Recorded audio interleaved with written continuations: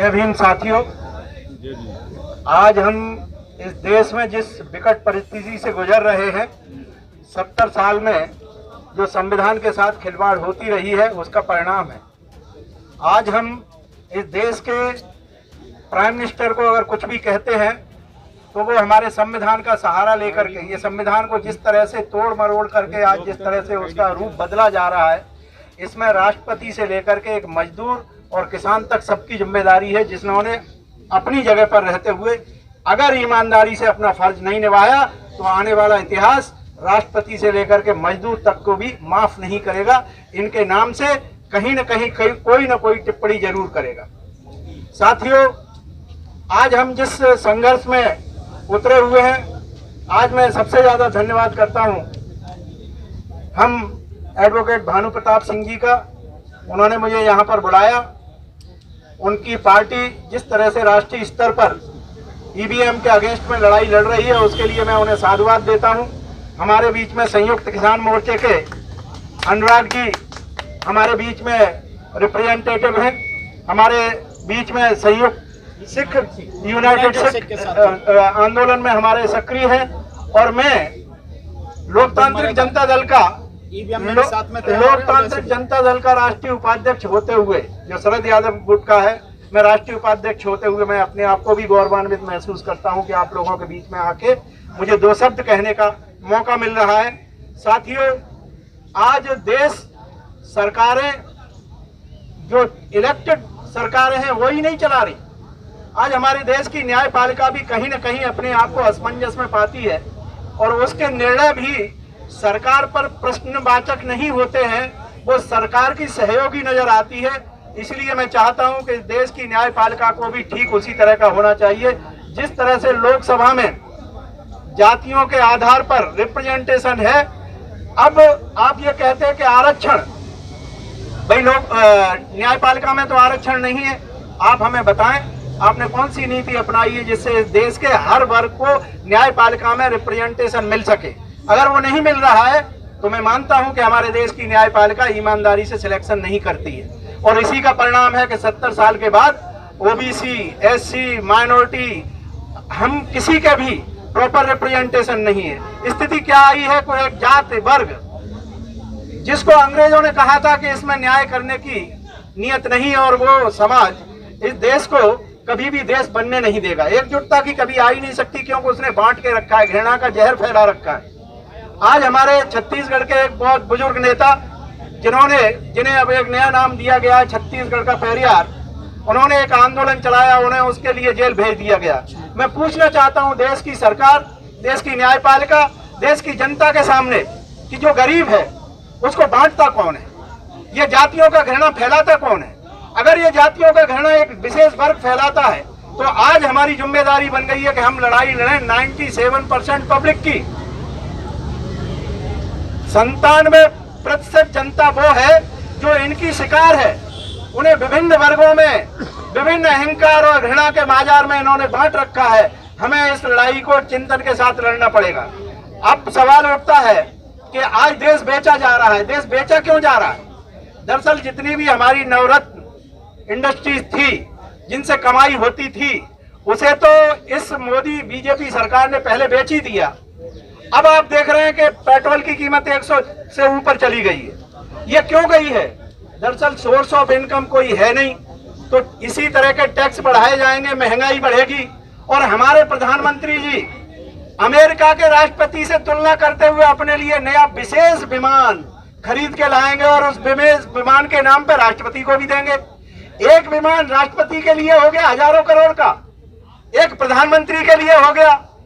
उनकी ये अय्यासी पूर्ण जो जीवन जीने का उनका जो तरीका है, जनता सड़कों पर उतरकर, किसान आज त्राही त्राही कर रहा है, लेकिन हमारे देश का प्रधानमंत्री रोज सजे हुए नए वस्त्रों में, नए आभूषण में, नए अपना रूप लेकर के प्रकट हो रहे हैं। और ये नीति और नियत इस देश के सभी ब्यूरोक्रेट्स, जुडिशरी और सब, और ये आपका मीडिया, ये सब मिलकर के इस देश को बर्बाद नहीं कर रहे हैं, ऐशो आराम कर रहे हैं। ये आज सोच रहे हैं कि आज जो हम ऐशो आराम की जिंदगी जी लें सो जी लें, इन्हें ये नहीं पता है कि कल भी आएगा और इन्हीं की औलादें होंगी जो सड़कों पर होंगी।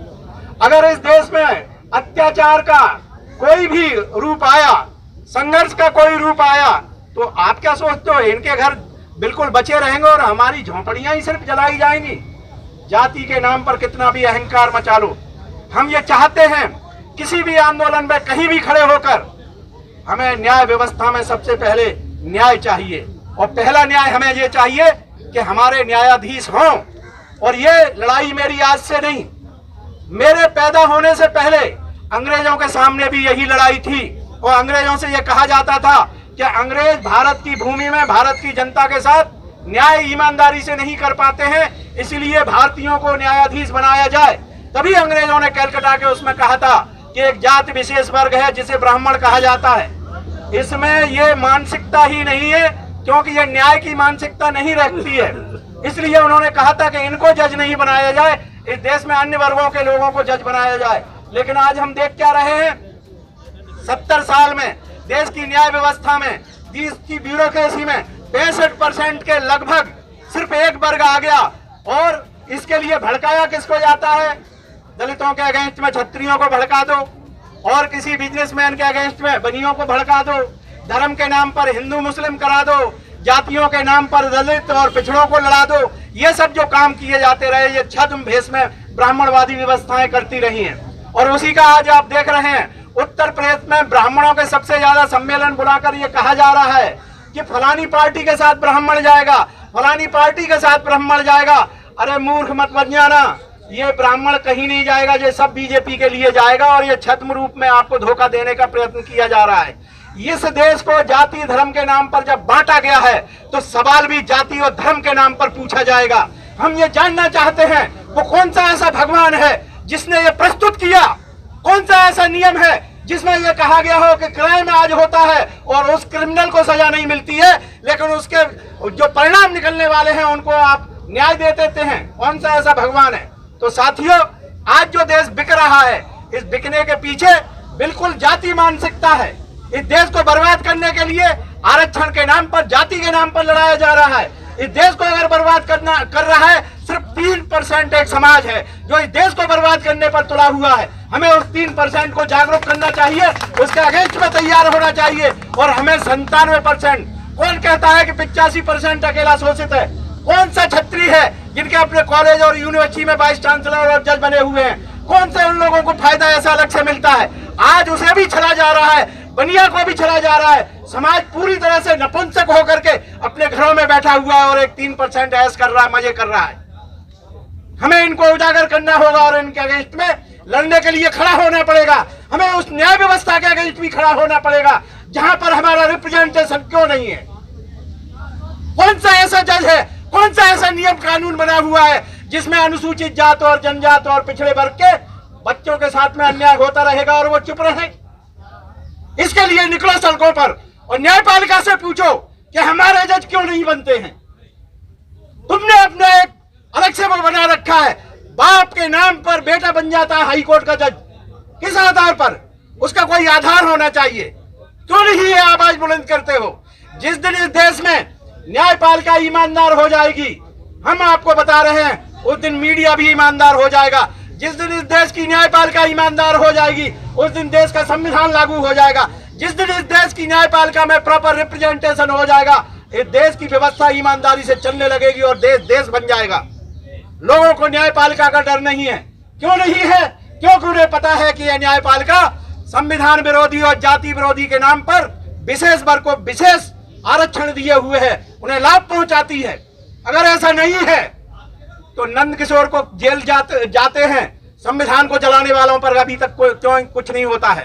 क्यों हाथरस की लड़की को ले जाकर के जला दिया जाता है, उसके ऊपर न्यायपालिका एक्शन नहीं लेती है?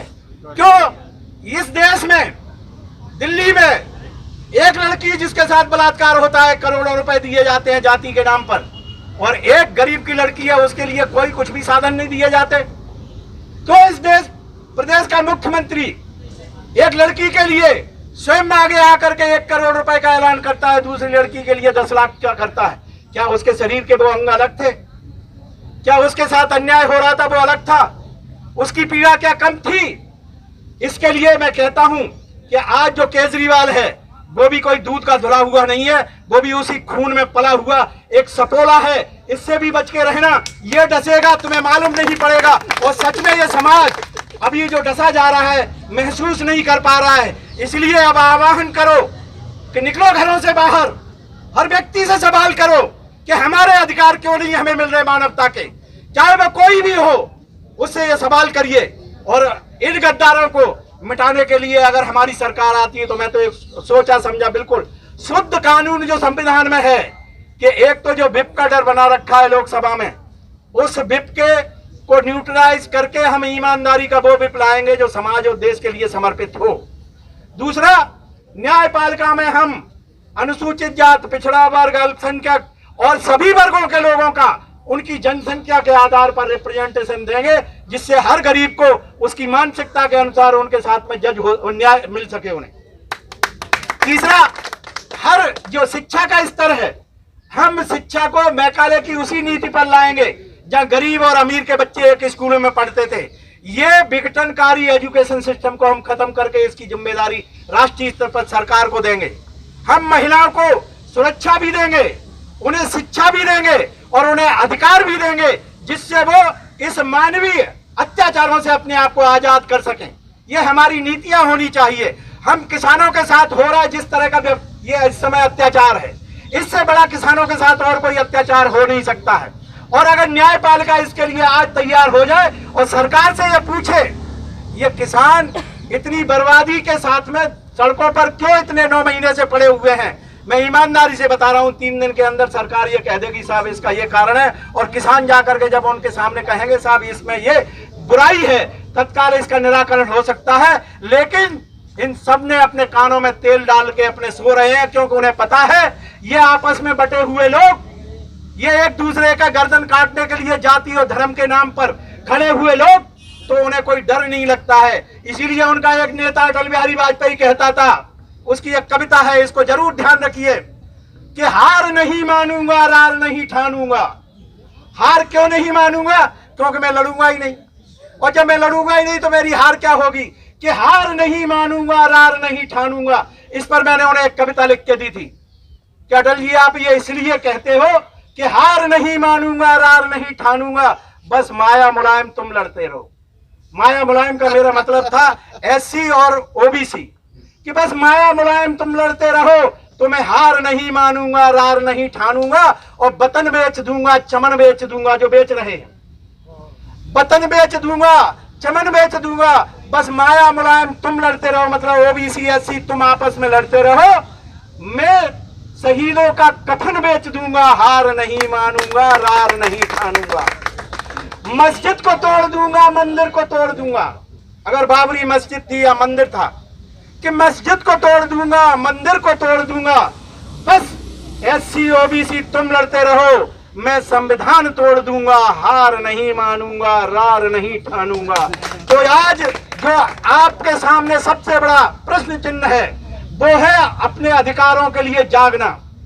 पार्टी कोई भी हो सकती है, व्यक्ति कोई भी हो सकता है, लेकिन आपका भाई अगर आपके बीच में से लड़ रहा है और आपको लगता है कि इसने जीवन में संघर्ष किया है, आपको लगता है कि ये आपको आजादी की तरफ ले जाएगा, आपको तन मन धन से उसके पीछे खड़े होना चाहिए। ये आज के वक्त की सबसे बड़ी जिम्मेदारी यहाँ के वोटर की है, क्योंकि आज इलेक्शन बहुत महंगा है। क्यों महंगा है? इसमें सबकी मिलीजुली सरकार है। चाहे वो न्यायपालिका के पास जाओ, वो कहते हैं हम इसमें कुछ नहीं कर सकते। इलेक्शन कमीशन के पास जाओ, वो भी कहता है हम कुछ नहीं कर सकते। हमें एक इलेक्शन कमीशन को बता रहे हैं आप ईवीएम चलाते हो ना, चलो भाई चला लो, लेकिन ये राष्ट्रीय चिन्ह है, आपने हर पार्टी को एक राष्ट्रीय चिन्ह दे रखा है, आप इसे खत्म कर दीजिए। आप इसको इंडिपेंडेंट के साथ में इंडिपेंडेंट हर विधानसभा लोकसभा में इंडिपेंडेंट चुनाव चिन्ह दीजिए और वो लड़ाई लड़िए। फिर अगर हमें राष्ट्रीय स्तर पर एक चिन्ह मिल जाता है तो बेईमानी के लिए एक लॉक करने पर ही, आईटी आजकल इतना डेवलप्ड है कि कहीं पर भी एक जगह हेरा फेरी कर दो, 300-400 सीटों पर उसका फर्क पड़ता है। लेकिन अगर आप हर सीट पर कितनी बेईमानी करोगे तो आप इलेक्शन का जो चिन्ह है वो आप लोकल स्तर पर हर लोकसभा का अलग से, हर विधानसभा का अलग से आप भी उस समय आवंटित करिए जब इंडिपेंडेंट को साथ में आवंटित करते हैं। देखते हैं लड़ाई कौन जीतता है। इलेक्शन कमीशन के लिए मेरा ये सजेशन है, और ये आपस में किसी साथी ने मुझे बताया था, मुझे उचित लगा। और इन सब बातों के बीच में मैं आज फिर आप लोगों से आह्वान करना चाहता हूं कि देश की इस आजादी के लिए आपको खुद निकलना पड़ेगा। अगर आप अपने लाभों को देखकर घर में चुप बैठे रहेंगे तो ये देश इस समय ऐसे लोगों के हाथ में है जो ऊपर से लेकर के नीचे तक, ये भ्रष्टाचार में नहीं है। भ्रष्टाचार तो छोटी चीज है, ये देश को बर्बाद करने वाले वो सौदागर हैं, ये देश को बर्बाद कर चुके हैं। और यहां से जब दूसरी भी सरकार आएगी उसके सामने भी प्रश्न चिन्ह होंगे, लेकिन अगर वो सरकार ईमानदार लोगों के हाथ में आई तो वो अपने आप को फिर डेवलप कर लेगी। इन्हीं सब बातों के बीच में इस देश के प्रधानमंत्री को मैं लानत भेजता हूं, जिसने इस देश की पूरी जनता को आज बेचकर, देश को पूरे को बेचकर, अपने चंद गुर्गे और दोस्तों के साथ में जिन गुजरातियों को वो बेच रहा है, ये देश को बर्बाद करने के लिए बहुत बड़ा छलावा है। कल जब ये नहीं होगा, इसके नाम से लोग थू थू न करें। मैं आज भी उसे कहता हूं कि तेरा कल ही जन्मदिन गया है, आज भी सुधर जा, वक्त अभी बाकी है, अभी सुधर जाओगे, शायद देश तुम्हें याद रखेगा। वरना आने वाले समय में इतिहास इस बात का गवाह होगा कि तुम्हारा नाम लेवा कोई नहीं मिलेगा। धन्यवाद।